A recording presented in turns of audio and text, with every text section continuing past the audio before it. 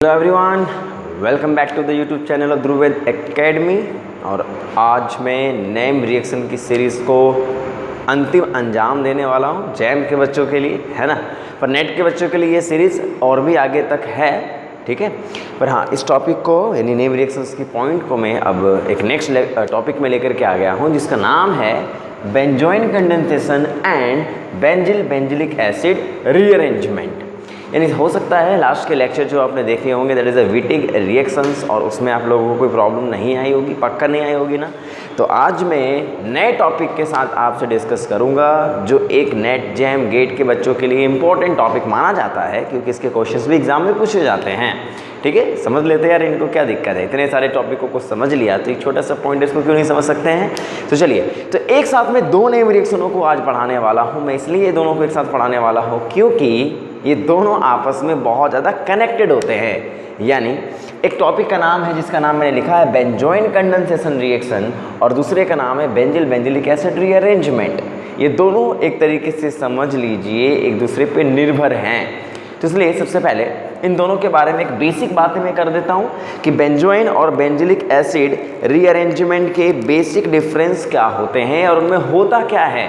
What are the starting material of in benzoin condensation और what are the starting material in benzyl benzylic acid rearrangement, और ये कुछ हद तक जाना पहचाना है। जरा बोर्ड पे देखें। पहले मैं बेंजोइन की बात अगर करूं तो यहाँ पे हमें एल्डिहाइड लेना पड़ता है। क्या लेना पड़ता है? एल्डिहाइड।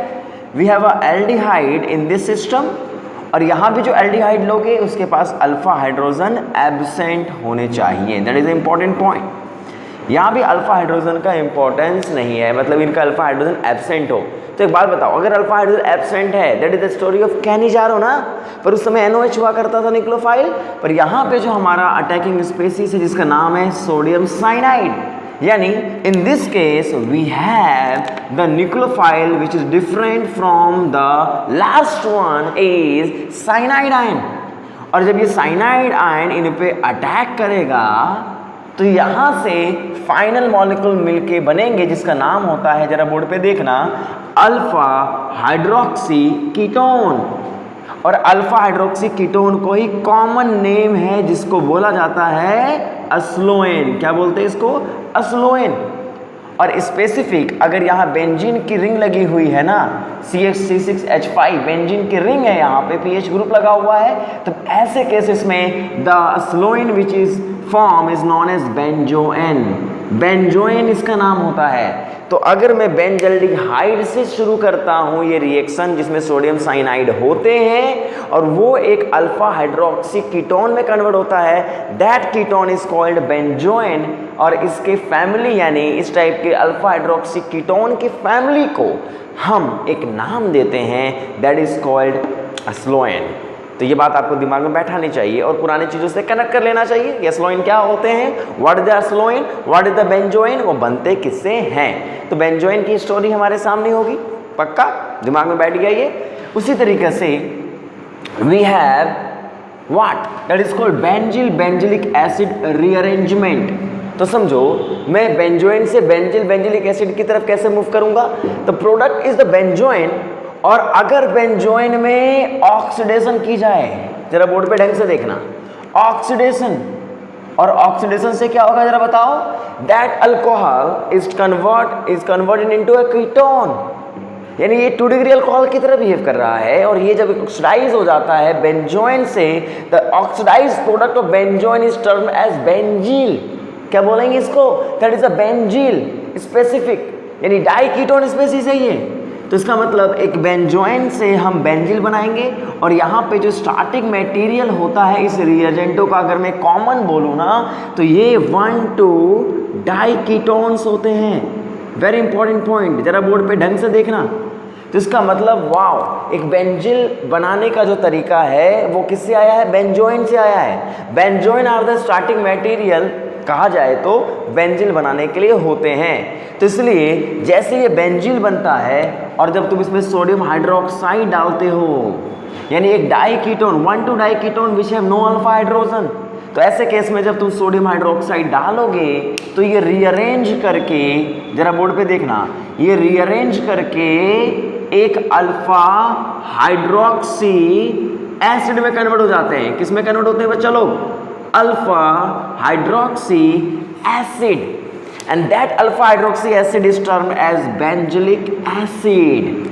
इसका मतलब देखो कहानी कहाँ से शुरू हुई है, कहानी बेंजल्डिहाइड से शुरू हुई, बेंजोइन पहुंची, बेंजोइन के रास्ते बेंजिल पहुंची और बेंजिल के रास्ते वो बेंजिलिक एसिड पहुंची है। तो सोचो बेंजल्डिहाइड से अगर मैं अल्फा हाइड्रोक्सी बेंजोइन पहुंचता हूं, that is called benzoin condensation reaction, और फिर बेंजिल से बेंजिलिक एसिड पहुंचता हूं, that is called benzylic acid rearrangement. मेरी बात आप समझ पाए? तो यहाँ बेंजल्डिहाइड से कहानी शुरू हुई थी और वो बेंजिलिक एसिड तक पहुंच गई है। तो इन दोनों नामों को ना आप एक साथ स्टडी करें, एक साथ कंपेयर करें तो ज़्यादा बेहतर होगा। तो समझो इनकी स्टार्टिंग मटेरियल इनके प्रोडक्ट से बनाए जाएंगे कि नहीं?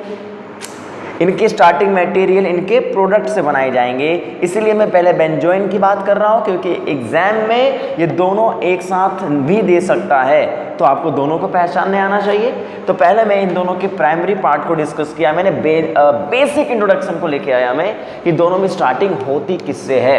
तो देखो अगर मैं कॉमनली बोलूँ तो इसका मतलब यहाँ पे क्या होगा, कोई एल्डिहाइड जिसके पास अल्फा हाइड्रोजन एब्सेंट है वो इनकी स्टोरी बन जाएगी, इस टाइप के मॉलिक्यूल यहाँ पे रह जाएंगे। और 1,2 diketone without no alpha hydrogens, याद रखिए दोनों तरफ डाइकीटोन्स होने चाहिए, नो अल्फा हाइड्रोजन हो और वो रीअरेंज करने के बाद वो कन्वर्ट हो जाएंगे किसी हाइड्रोक्सी एसिड में। तो यहाँ मैंने स्पेसिफिक बेंजीन ले लिया है तो इसका नाम बेंजिलिक एसिड हो गया है, तो इसी के नाम पे इसका पूरा फैमिली का नाम हो जाता है। पक्का समझ गए हो ना? चलो तो इसको एक बार ढंग से देखो बोर्ड पे और नोट करो और फर्दर आगे की ओर मूव करो, जिसमें मैं सबसे पहले आपके सामने पेश कर रहा हूँ, मुजरा थोड़ी कर रहा हूँ पर पेश तो कर ही रहा हूँ, बेंजोइन कंडेंसेशन रिएक्शन। तो चलिए अब सवाल ये उठता है कि बेंजोइन कंडेंसेशन रिएक्शन में हमारे सामने क्या होगा। तो अभी आपने देखा, थोड़ा मेंटल पिक्चर तो बन गया होगा, दैट इज अ एल्डिहाइड। तो बताओ we have aldehyde without alpha hydrogen, तो कहानी शुरू होगी एक बार में बेंजल्डिहाइड से शुरू करता हूँ इसको। क्या होता है जरा इसमें देखो, बेंजल्डिहाइड, फॉर्मल्डिहाइड, इस टाइप के सिस्टम यहाँ पे हम लोग ले सकते हैं। यहाँ जरा बताना, अगर मैं यहाँ पे सोडियम साइनाइड को डालता हूँ, जैसे मैं सोडियम हाइड्रोक्साइड को डालता था तो क्या होता था, OH माइनस का न्यूक्लियोफिलिक अटैक। तो ये स्टोरी है, इनोलेट वगैरह बनाने की जरूरत तो है नहीं, ये साइनाइड का अटैक होगा, बॉन्ड ओपन होंगे और जैसे ये बॉन्ड ओपन हुआ we must have O minus, यहाँ पे हाइड्रोजन, यहाँ पे CN ग्रुप। क्या मेरी बात आप समझ पाए? पक्का समझ पाए ना? अब यहीं से एक चीज़ें आपको समझनी होगी, वो ये है कि यहाँ पे ना अगला स्टेप जो होता है वो थोड़ा अलग तरीके का होता है। यहाँ पे हाइड्रोजन शिफ्टिंग होती है, मतलब एक HO पे जाता है। अब बोलोगे सर HO पे जाएगा मतलब क्या है? यहाँ जो O पे माइनस है ना, इस H को एक्सेप्ट करता है, इसको बोलते हैं इंट्रामोलिकुलर एसिड बेस रिएक्शन। एक तरीके से समझ लो ये स्टेप में इंट्रामोलिकुलर एसिड बेस रिएक्शन की तरह होता है ये, मतलब ये H को एक्सेप्ट कर लेता है। तो बोलो सर ऐसा होता क्यों है? अभी देखना, क्योंकि यहाँ पे जो माइनस चार्ज है O पे, अगर वो लोकलाइज्ड है और इसने जब H को एक्सेप्ट कर लिया, यहाँ CN बना दिया, तो आप मुझे बताओ the negative charge which is formed here is on the carbon, जो थोड़ा मुश्किल है क्योंकि O का माइनस C पे आने वाला, that is a very different thing, क्योंकि C का माइनस तो O पे जाता है, पर यहाँ जो C का माइनस है वो O पे इसलिए आया है, O का माइनस C पे इसलिए आया है क्योंकि ये कॉन्जुगेशन में आकर के एक sp कार्बन को, नाइट्रोजन को इलेक्ट्रॉन क्लाउड दे सकता है, क्योंकि ये कार्बन भले माइनस बना है पर ये N पे जाकर के रुकेगा। एक तरीके से ये ग्रुप जो होगा वो इसको स्टेबलाइज करेगा, और एक sp नाइट्रोजन जो होते हैं, याद करो बेटा, एक sp नाइट्रोजन की इलेक्ट्रोनेगेटिविटी लगभग ऑक्सीजन के बराबर ही मानी जाती है या उससे ज़्यादा भी हो जाती है कभी कभी। इसका मतलब एक O माइनस ना अपने नेगेटिव चार्ज को कार्बन पे भेजता है, पर ये इसलिए भेज पाता है क्योंकि वहाँ नाइट्रोजन मौजूद हैं। साइनाइड ग्रुप है जो रेजोनेंस करके कार्बन के माइनस को N पे ले लेता है, तो कुल मिला के O का नेगेटिव N पे जा रहा है, वो ऐसा N जिसकी EN वैल्यू लगभग O के बराबर है। That's why the important thing is there कि ये आपस में ट्रांसफर होते हैं, रेजोनेंस करते हैं, क्योंकि N पे चार्ज डेवलप होता है। तो इसको मैं रेजोनेंस करके नहीं दिखा रहा हूँ क्योंकि आसानी से C माइनस लगा देना। अब यहाँ क्या होता है, याद करो, जब कैनिजारो पढ़ते तो वहाँ एक दूसरे मॉलिक्यूल की जरूरत पड़ती थी, यहाँ भी आपको दूसरे मॉलिक्यूल की जरूरत पड़ेगी एल्डिहाइडो की। और यहाँ पे फर्क क्या पड़ेगा बच्चा लोग, देखना यहाँ पे, यहाँ जो C का माइनस है ना, that C minus will attack on the carbonyl carbon और ये बॉन्ड ओपन। तो बेंजोइन कंडेंसेशन का इंपॉर्टेंट स्टेप यहाँ पे intramolecular acid base reaction, H+ यहाँ जाएगा, याद रखना ये H+ के फॉर्म में निकल के यहाँ जा रहा है, OH बन रहा है, माइनस बनेगा, अटैक होगा। और जैसे ये अटैक होगा बच्चा लोग देखो यहाँ पे ये हाइड्रोक्साइड ग्रुप, यहाँ पे CN ग्रुप, और ये जब न्यूक्लियोफिलिक अटैक करेंगे तो यहाँ पे क्या होगा, O पे माइनस, यहाँ पे क्या है फिनाइल, और यहाँ क्या है बच्चा लोग देखो हाइड्रोजन। ओहो हो, इसका मतलब यहाँ पे न्यूक्लियोफिलिक अटैक हो गया। अब क्या, फिर से इंट्रामोलिकुलर फर्दर रिएक्शन होगी जिसमें क्या होगा देखो जरा, यहाँ जो O का माइनस है अगर वो इस H को ले करके अपने आप को प्रोटोनेट कर ले और नेगेटिव चार्ज किसकी जगह भेज दे जरा बताओ, O पे यहाँ पे, और यहाँ पे भेजे तो इसको फायदा होगा इस मॉलिक्यूल को या नुकसान होगा, तुम ही बताओ, तुम बताओ यहाँ पे। क्योंकि यहाँ पे अगर फायदा नहीं हुआ तो ये क्यों होगा, क्योंकि यहाँ O का माइनस लोकलाइज्ड है, मान लो यहाँ भी जब ये ट्रांसफर करेगा तो लोकलाइज्ड है, पर डिफरेंस ये है कि यहाँ साइनाइड है और that is a minus I effect of cyanide will stabilise this O minus. तो होता है ना मॉलिक्यूल अपने आप को स्टेबलाइज करने के लिए एक माइनस को दूसरे माइनस के O के माइनस एटम, मतलब एक एटम के माइनस को दूसरे एटम पे ट्रांसफर कर देते हैं, वो कैसे भी हो, लोकलाइज डिलोकलाइजेशन की वजह से हो या शिफ्टिंग की वजह से हो। तो यहाँ पे जरा बोर्ड पे देखना, जब ये अटैक करके O माइनस बनता है तो तुरंत प्रोटॉन एक्सेप्ट कर लेता है ये, क्योंकि यहीं पे H पड़ा हुआ है और इससे ये अनायन ज़्यादा स्टेबल बनेगा तो तुरंत O माइनस बन जाते हैं। और O माइनस फर्दर क्या करते हैं जरा बोर्ड पे देखने का, ये O माइनस वापस आते हैं और साइनाइड ग्रुप को लीव करा देते हैं। क्यों लीव कराते हैं, क्योंकि साइनाइड एक गुड लिविंग ग्रुप की तरह भी बिहेव कर जाता है, माइनस इसके ऊपर स्टेबल हो जाता है। तो C डबल बॉन्ड O, यहाँ पे OH, यहाँ पे फिनाइल और यहाँ पे H। तो इसका मतलब ये हुआ that structure is known as benzoin, that structure alpha hydroxy ketone. तो क्या हुआ जरा बताओ, कितने मॉलिक्यूल पार्टिसिपेट कर रहे हैं बेंजोइन कंडेंसेशन रिएक्शन में, 2 मॉलिक्यूल ऑफ एल्डिहाइड्स, पक्का ना, एक डोनर है और एक एक्सेप्टर है।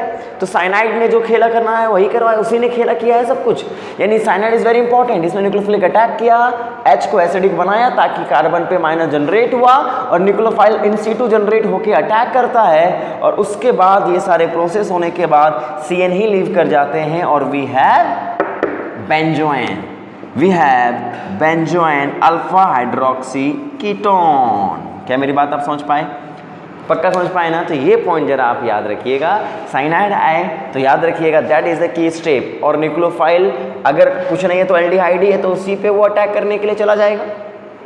पक्का समझ गए मेरी बात को, ये पॉइंट थोड़ा ध्यान में रखना। That is the story of benzoin, that is the mechanism of benzoin, आप समझ सकते हैं, नोट कर लीजिएगा इसको। आगे बढ़ूं, पक्का आगे बढ़ जाता हूं।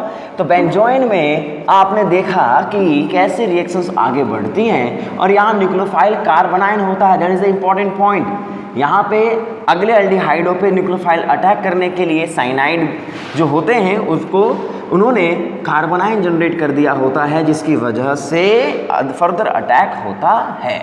चलो अब मैं आगे बढ़ रहा हूँ, इसी चीज़ को तुम फॉर्मल्डिहाइड के साथ कर लेना, कोई दिक्कत है क्या। फॉर्मल्डिहाइड के साथ तुम साइनाइड NaCN लेकर के फाइनल स्ट्रक्चर बना लेना, तुम यहाँ पे साइनाइड के साथ NOH को लेकर के फाइनल स्ट्रक्चर बना लेना, दैट इज कॉल्ड बेंजोइन की तरह कंडेंसेशन होगा, है ना। यहाँ पे कंडेंसेशन नहीं है, ये that is a Cannizzaro reaction. तो ये पॉइंट थोड़ा दिमाग में रखने का बच्चा लोग, है ना, that is a important things which you have to be understand, और दिमाग में रखना, कंपैरिजन करने के लिए जाना चाहिए आपको, पक्का ना। आगे बढ़े, गुड। अब मैं डिस्कस कर रहा हूँ, जरा सुनो। The benzoin which is formed, यहाँ पे जो बेंजोइन बना था वो क्या बना था बताओ, इसी को मैं डायरेक्टली अगर लिखूँ तो that is a alpha hydroxy ketone, यही तो था, ये तो बनाए थे तुम। अब यहाँ पे अगर तुम किसी ऑक्सीडाइजिंग एजेंट को डालते हो, किसको डालते हो बच्चा लोग देखो इधर, ऑक्सीडाइजिंग एजेंट, जो अल्कोहल को ऑक्सीडाइज करता हो, तो ऑक्सीडाइजिंग एजेंट क्या क्या हो सकते हैं जरा बोलो यहाँ पे, PCC यानी पिरिडीनियम क्लोरोक्रोमेट, PDC पिरिडीनियम डाइक्रोमेट, या कभी कभी आपको क्या दे देगा जरा देखो इधर, जोन्स रिएजेंट। भाई जोन्स रिएजेंट भी क्या होता है, एक तरीके से पिरिडीनियम क्लोरोक्रोमेट की तरह ही होता है, क्रोमिक ऑक्साइड्स होते हैं यहाँ पे, मीन H2SO4, ये सब आपको पढ़ना होगा। या फिर मैंगनीज ऑक्साइड डाल सकता है वो, कोई भी ऑक्सीडाइजिंग एजेंट आपको दे सकता है, या कभी कभी नाइट्रिक एसिड भी ऑक्सीडाइजिंग एजेंट की तरह बिहेव करने के लिए दे देता है। तो क्यों देगा ये, क्यों देगा? क्योंकि यहाँ पे हमें क्या जनरेट करना होगा बताओ, इसे ऑक्सीडाइज करके एक डाई कीटोन जनरेट करने होंगे, यानी एक बेंजिल बनाना पड़ेगा। That is the product of the oxidation of what, benzoin. तो बेंजोइन को ऑक्सीडाइज करने के बाद वी हैव बेंजिल, और अगर बेंजिल बन गया अब इसकी शुरुआत होगी किसी दूसरे रिएक्शंस के लिए। तो याद रखिए जो हमारे पास बेंजोइन बना है, that benzoin is further going to oxidise in the benzil and now the story again began, फिर से एक नई स्टोरी शुरू हो जाएगी। तो ये पॉइंट थोड़ा याद रखिएगा, that is important oxidising agents जो इसको एक 2 डिग्री अल्कोहलों को कीटोनों में कन्वर्ट करते हैं। क्या मेरी बात आप समझ पाए हो? पक्का ना? आगे बढ़ते चलते हैं। तो ये कहानी थी बेटा बेंजोइन की, और बेंजोइन के रास्ते से हम बेंजीन को बनाएंगे, या तो रेडीमेड बेंजीन मिल जाएगी या फिर आपको बनाना पड़ेगा। तो now the second point is called benzyl. देखना यहाँ पे बेंजिल, बेंजिलिक एसिड रीअरेंजमेंट। अब मैं बात कर रहा हूँ अपने नए टॉपिक की ओर जा रहा हूँ जिसका नाम है benzyl, benzilic acid rearrangement. Wow, क्या होता है इसमें जरा बोर्ड पे देखते हैं। बेंजिल, बेंजिलिक एसिड रीअरेंजमेंट की शुरुआत किससे होती है? बेंजिल से। और बेंजिल क्या होता है? डाइकीटोन्स। मेनली अगर आप कहें what are the starting material of this system, तो आपको मैंने बताया अभी 1 2 डाइकीटोन्स होंगे, यहाँ पे 1 2 डाइकीटोन्स होंगे।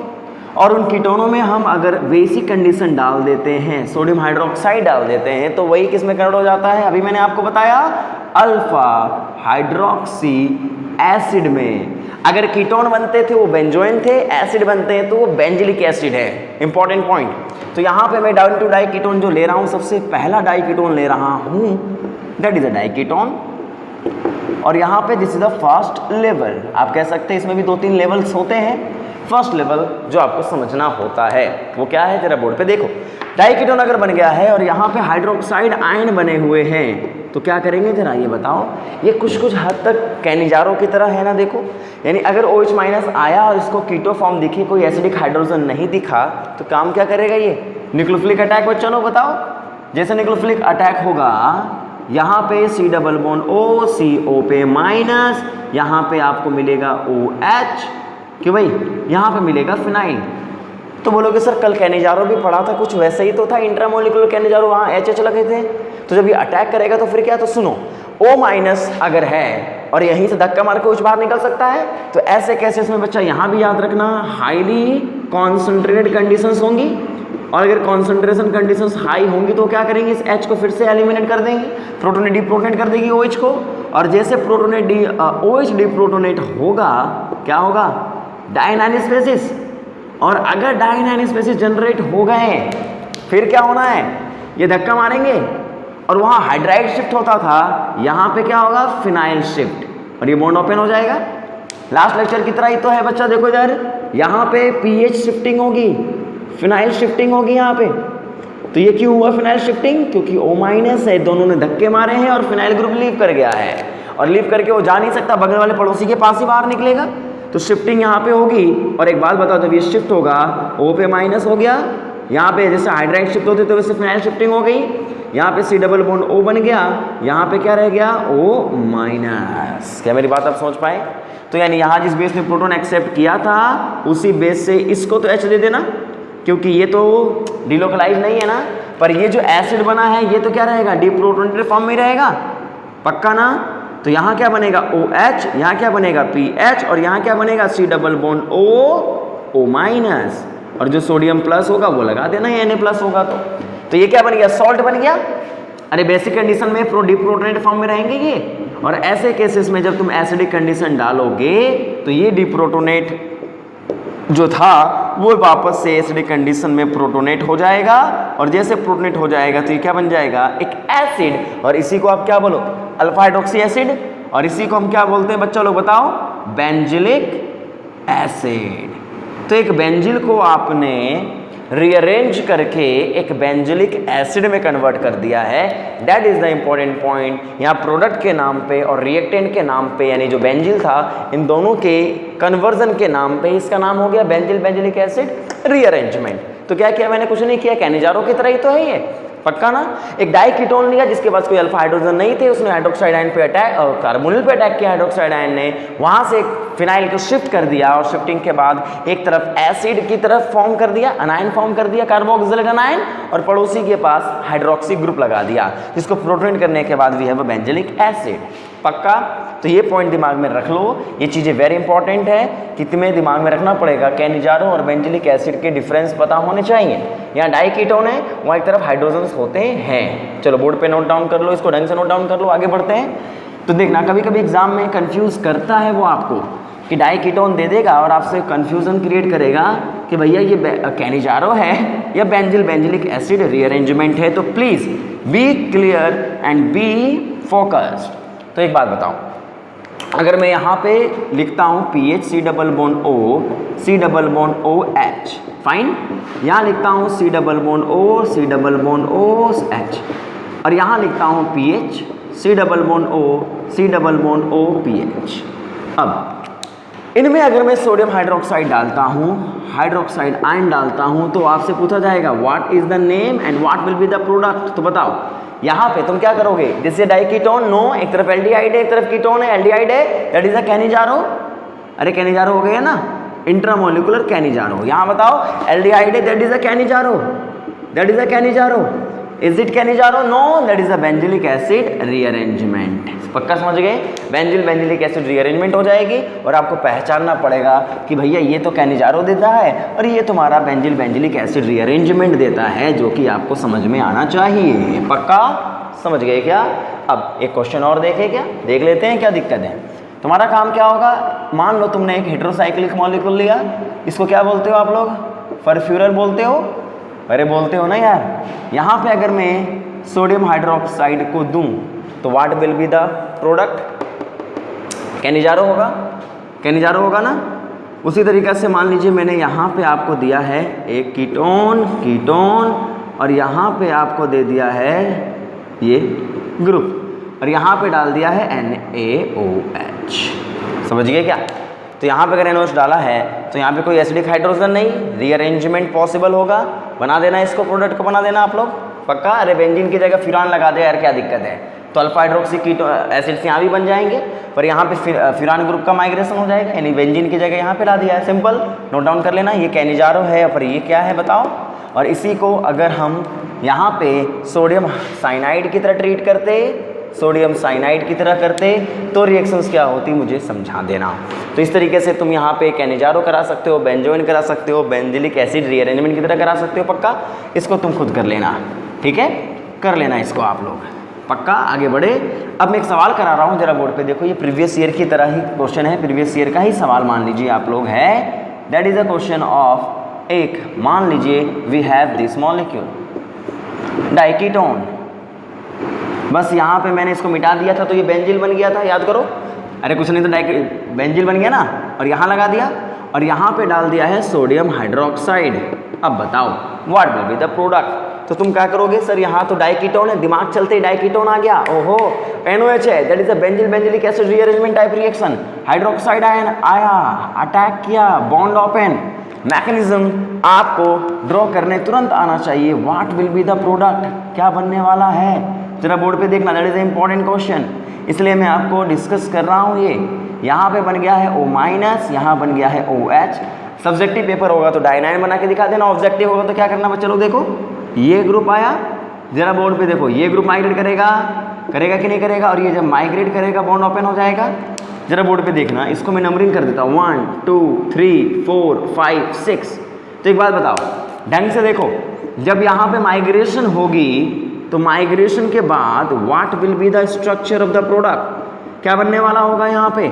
आप बताओ कौन से बॉन्ड टूटे हैं? 1 और 6 के बॉन्ड टूटे हैं ना बच्चा।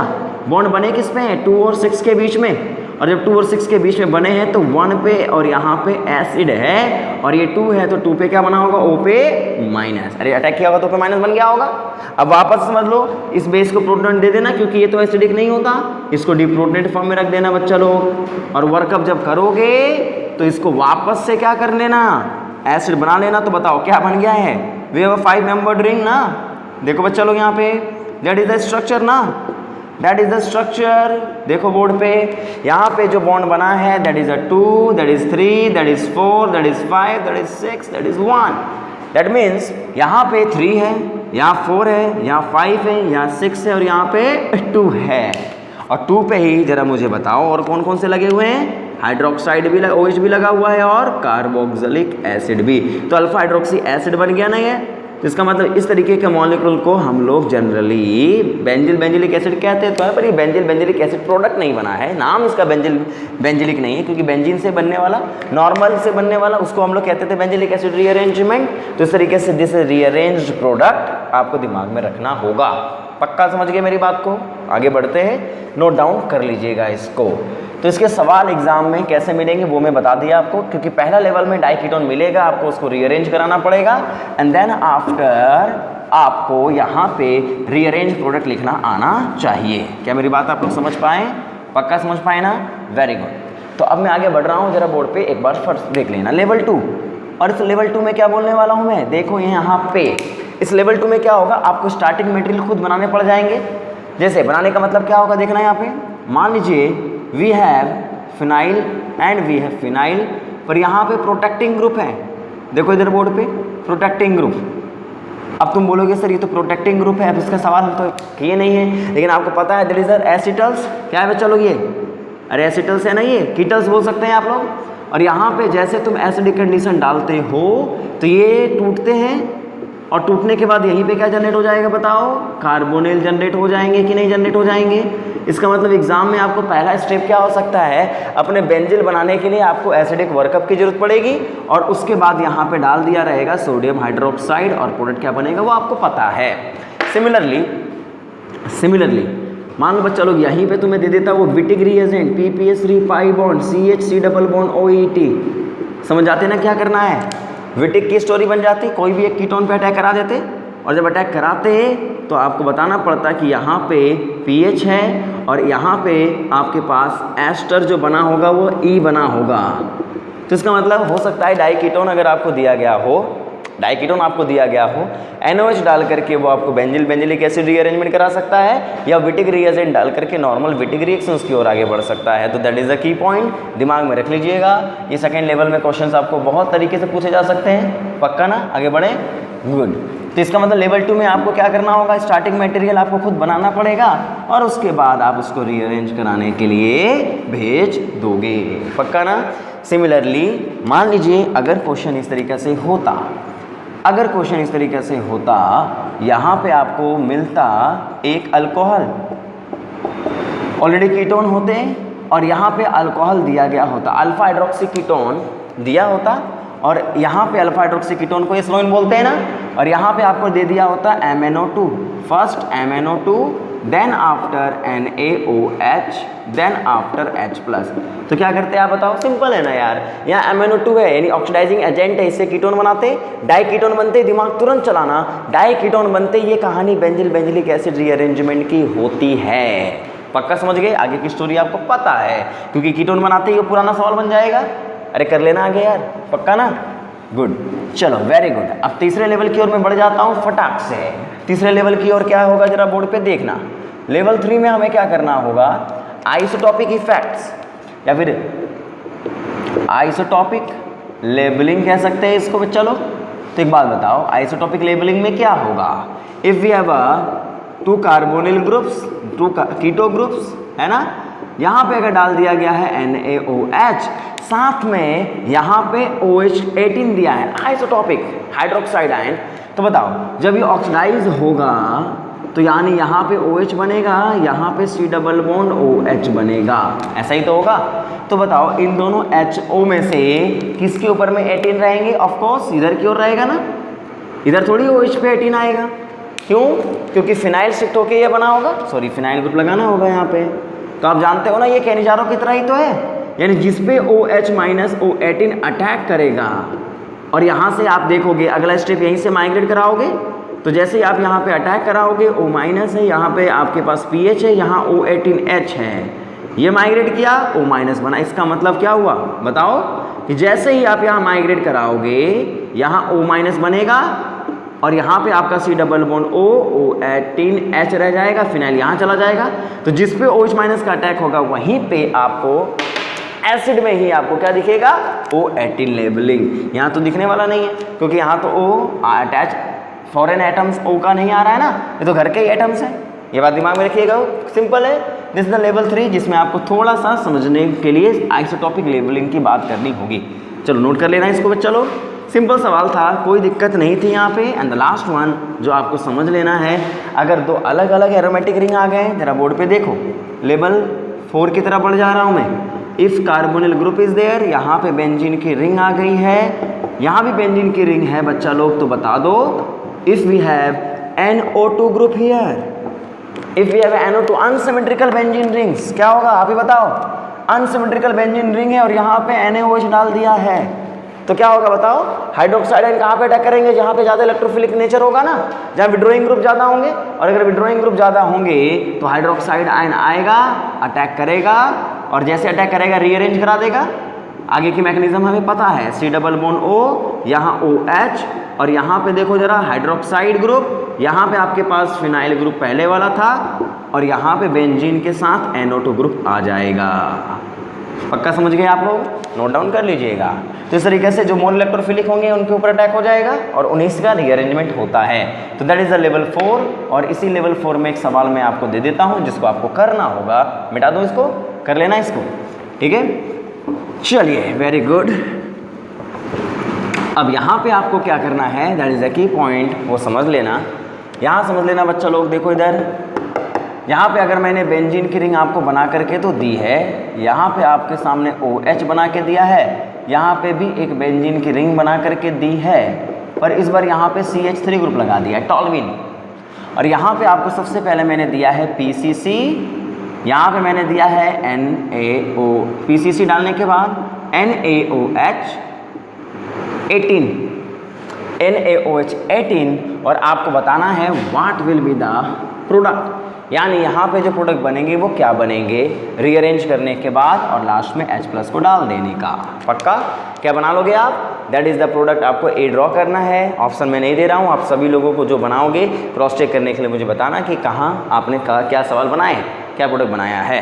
तो चलो इसको नोट कर लेना बच्चा लोग, that is the end of benzylic acid rearrangement. और मैं लास्ट लेक्चर के कुछ सवाल आपको बता देता हूँ जो मैंने आप लोग को होमवर्क में दिया था। ये HW है, कर लोगे इसको, कर लेने का, पक्का।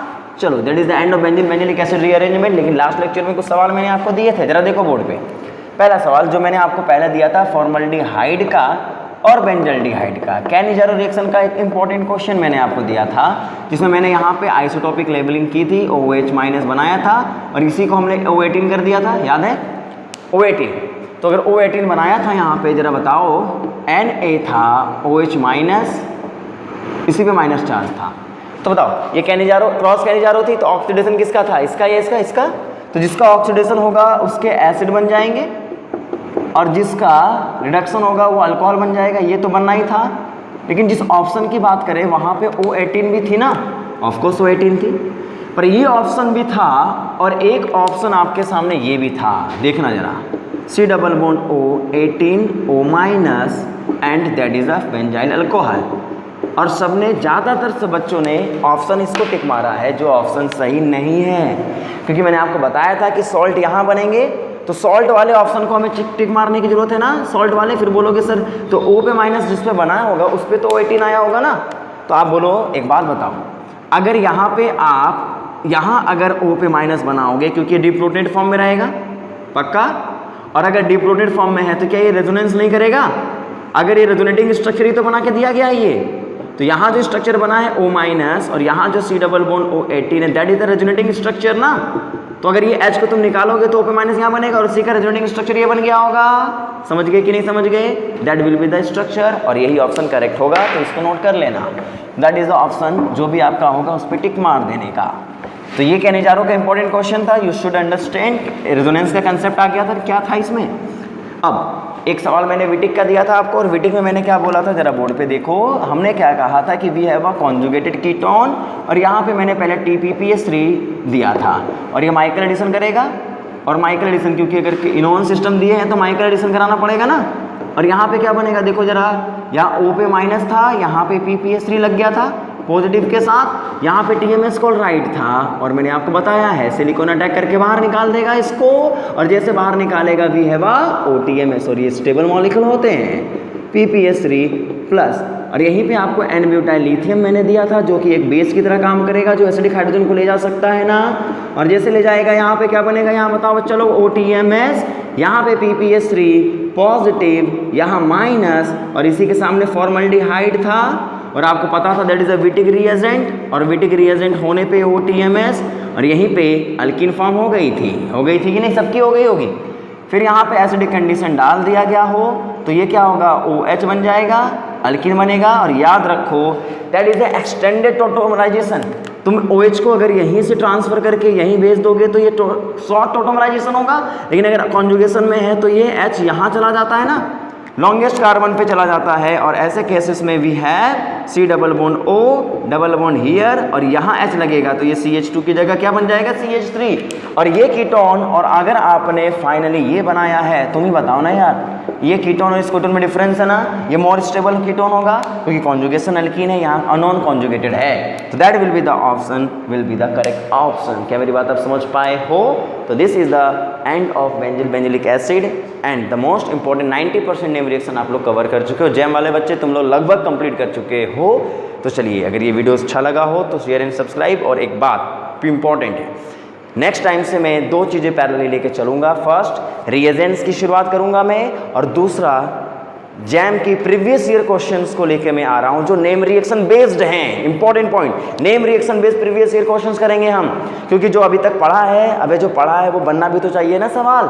तो इसलिए मैं सीरीज ऑफ प्रीवियस ईयर लेके आऊँगा। तो मैं 220 यानी 2020 नेम जैम की से शुरू करूँगा। तो आपका काम क्या है, जो बच्चे नेम रिएक्शंस पढ़ चुके हैं, कंप्लीट कर चुके हैं, नोट्स बना चुके हैं, बेटा तुम क्या करो, सबसे पहले अब आज का काम खत्म करने के बाद मॉर्निंग से लेकर के 5 o'clock इवनिंग तक आपका काम क्या होगा, प्रीवियस ईयर 2020 एंड देखो इधर 2020 का प्रीवियस ईयर करना तुम, एंड 2019 के प्रीवियस ईयर करना, जिसमें आपको नेम रिएक्शंस को पहचानना होगा और क्वेश्चन बनाने होंगे। फिर मैं डिस्कस करूंगा यहाँ पे प्रिकॉशंस करने कैसे हैं, आपके लिए करके रखना। फिर आपको जो डाउट होगा वो मैं क्लियर कर दूंगा यहाँ पे, ठीक है। चलिए मिलते हैं नेक्स्ट वीडियो के साथ। Thank you so much.